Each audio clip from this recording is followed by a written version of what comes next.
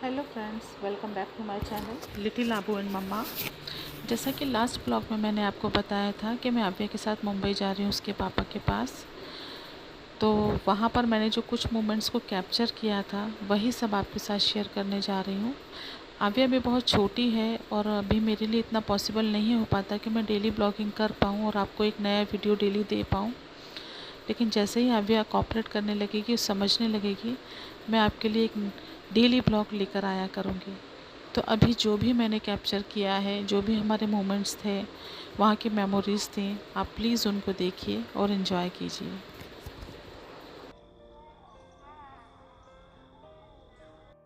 जैसा कि आप सब जानते हैं कि मुंबई में लोग मोस्टली फ्लैट्स में रहते हैं, तो हम भी फ्लैट में ही रहते हैं और दिन भर फ्लैट में बंद रहने के बाद आव्या शाम को बहुत इरिटेट हो जाती है और मुझसे कहती है, मम्मा बाहर चलो। तो यहाँ पर मैं उसको लेकर एक पार्क में आ गई हूँ, जहाँ पर वो अपने फ्रेंड्स वगैरह के साथ झूले पर झूल रही है और एंजॉय कर रही है। यहाँ पर मैं आव्या को कम से कम 1 या 2 घंटे रखती हूँ और उन 2 घंटों में वो फुल एंजॉय करती है, दौड़ती है, भागती है, खेलती है और उसे ऐसा लगता है कि नहीं, फ्लैट के बाहर भी एक दुनिया है।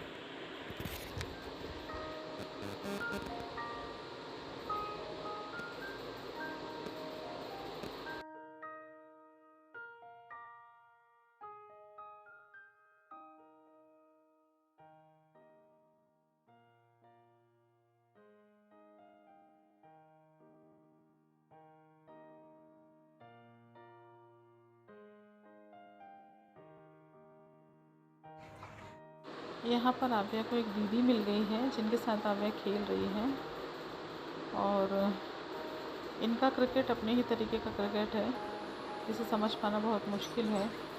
खुद ही बॉल उठाती है, खुद ही बैट से मारती है और यही बच्चों की जो एक्टिविटीज़ है ना, ये हम जब देखते हैं तो हमारा मन कितना भी अशांत क्यों ना हो, मन खुश हो जाता है और हमें सारी टेंशन्स को भूल जाते हैं। यही कारण है कि मैं आव्या के बचपन को कैप्चर कर रही हूँ, ताकि कभी भी मैं चाहूँ तो उठाकर उसको देख सकूँ।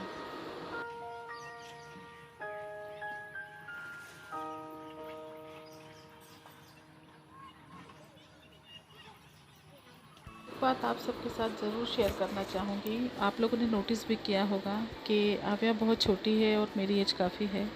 उसका एक रीज़न है कि मेरी शादी काफ़ी लेट हुई थी और आव्या का जन्म भी शादी के काफ़ी टाइम के बाद हुआ है। तो एक तरह से देखा जाए तो मेरी आव्या मेरे लिए अनमोल है और आज जो भी कुछ मैं कर रही हूँ और आज मैं जहाँ भी हूँ, सिर्फ आव्या की किस्मत की वजह से हूँ। तो ये मेरी लक्ष्मी है और हर माँ बाप की बेटी उसके लिए लक्ष्मी होती है। हमारे बड़े बुज़ुर्ग हमेशा कहते हैं कि बच्चा जब भी दुनिया में आता है तो अपना भाग्य लेकर आता है। पहले मैं इन बातों को मानती नहीं थी, लेकिन आव्या के जन्म के बाद मैंने इस चीज़ को वास्तव में महसूस किया कि बच्चे अपना भाग्य खुद लेकर आते हैं। ये नेक्स्ट डे की क्लिप है। ये हमारा मुंबई में लास्ट डे था और इसके नेक्स्ट डे हम लोग मुंबई से चल दिए थे। तो मैं आव्या को पार्क में लेकर आ गई थी कि थोड़ा और इन्जॉय कर ले, क्योंकि नेक्स्ट डे हमको ट्रैवल करना था। तो पार्क बहुत बड़ा है और मैंने पूरी तरह से देखा भी नहीं था, क्योंकि मैं भी उसको गोद में लेकर चलती हूँ तो थक जाती हूँ। कई बार वो पैदल नहीं चलना चाहती तो उसको गोद में लेकर जाना पड़ता है। तो बस वहीं पास के एरिया में मैंने उसको छोड़ दिया था और उसको झूला झूलने में इतना मज़ा आ रहा था, इतना मज़ा आ रहा था कि वो उतरना ही नहीं चाह रही थी। जबकि मुझे डर लग रहा था कि वो इतनी छोटी है, कहीं ऐसा ना हो कि झूला तेज़ हो जाए तो वो गिर जाए। लेकिन नहीं, उसने बहुत अच्छी तरह से होल्ड करके रखा हुआ था। जैसे ऐसा लग रहा था कि पता नहीं वो काफ़ी टाइम से इस झूले पे बैठी है और उसको झूल रही हो।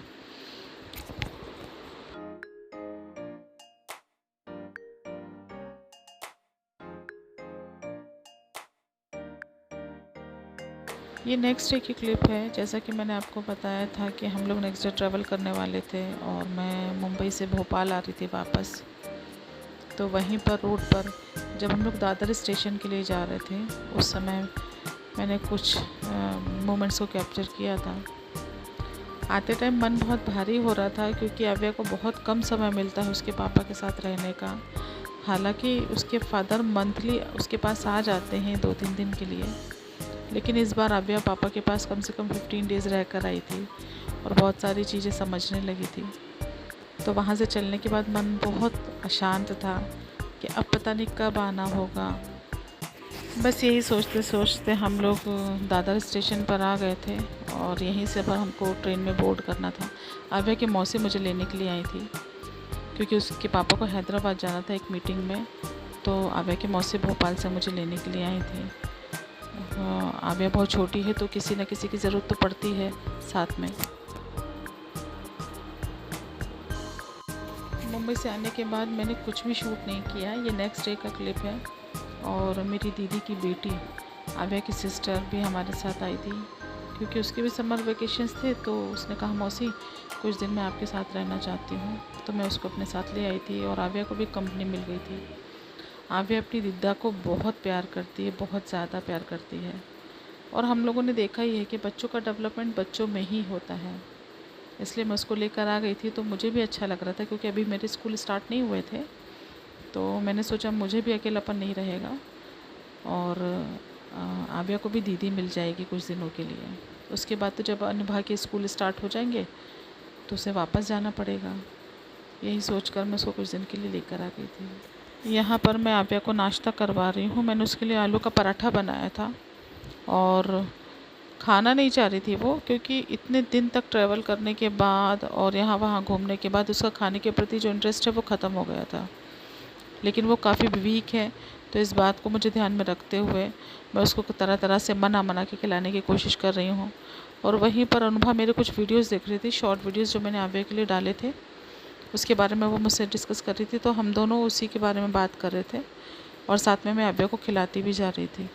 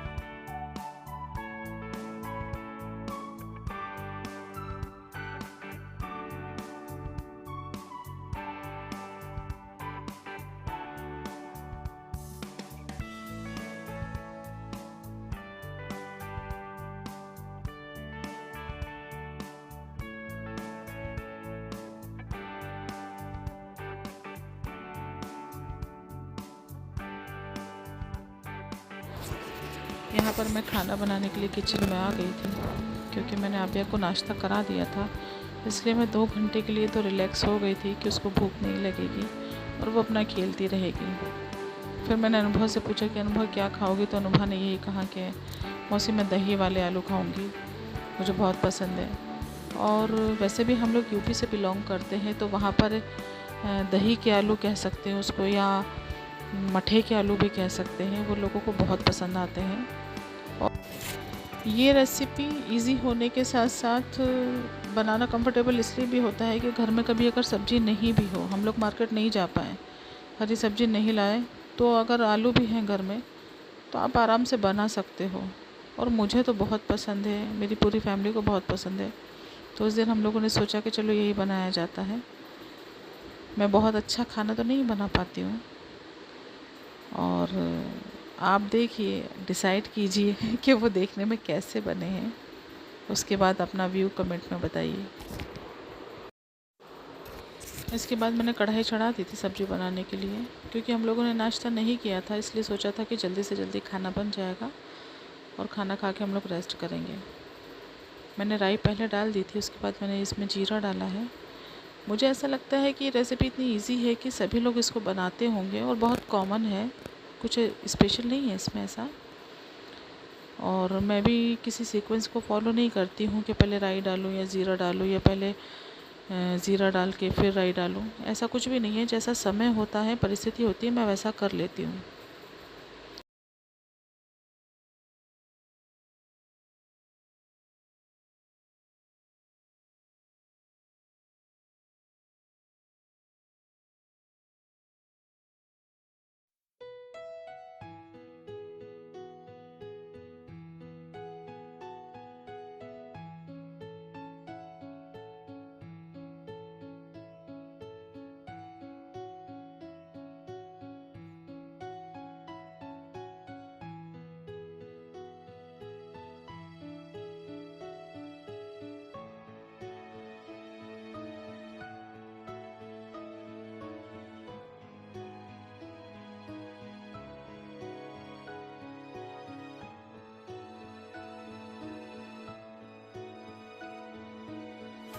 इसके बाद फटाफट मैंने रोटियां सेकना स्टार्ट कर दिया था, क्योंकि पता है ना सबको भूख लगी थी।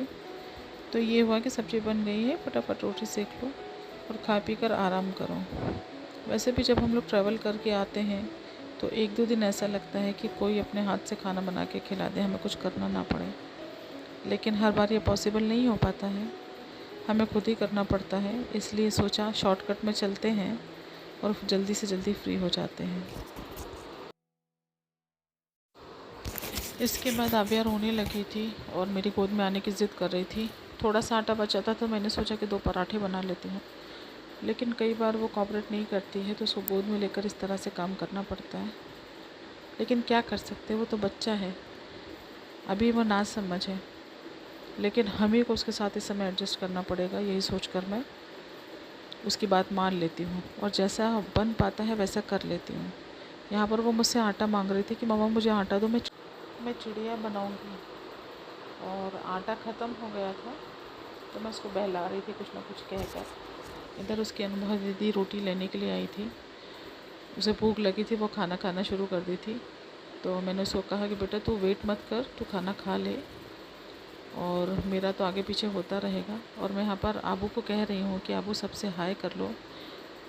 हाय करने के बाद अपने आप वो फ्लाइंग किस देने लगती है।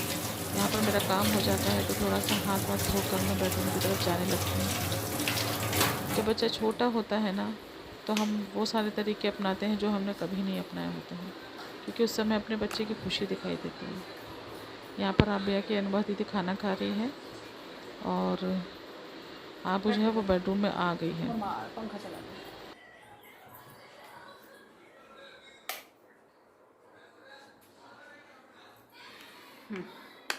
देख रही है मम्मा सुलाए आबिया।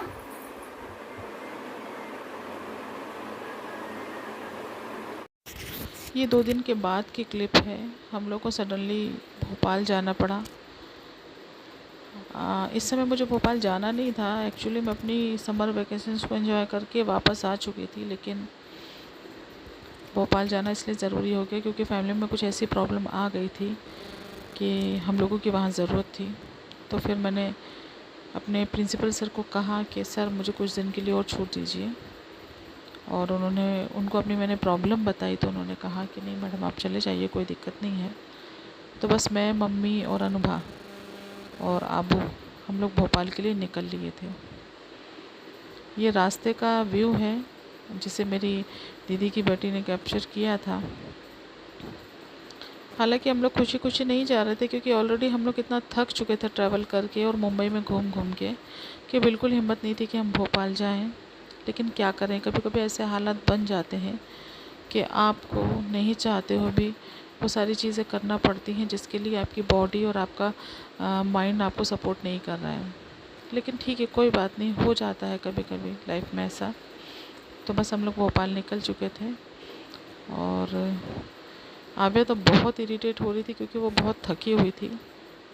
लेकिन कैसे भी करके मैंने उसको कन्विंस करके प्यार से दुलार से समझाया कि बस बेटा घर आने वाला है, घर आने वाला है। क्योंकि बच्चे इतनी गर्मी में बस का सफ़र बर्दाश्त नहीं कर पाते हैं, लेकिन क्या कर सकते हैं, मेरी पोस्टिंग जहाँ पर है वहाँ पर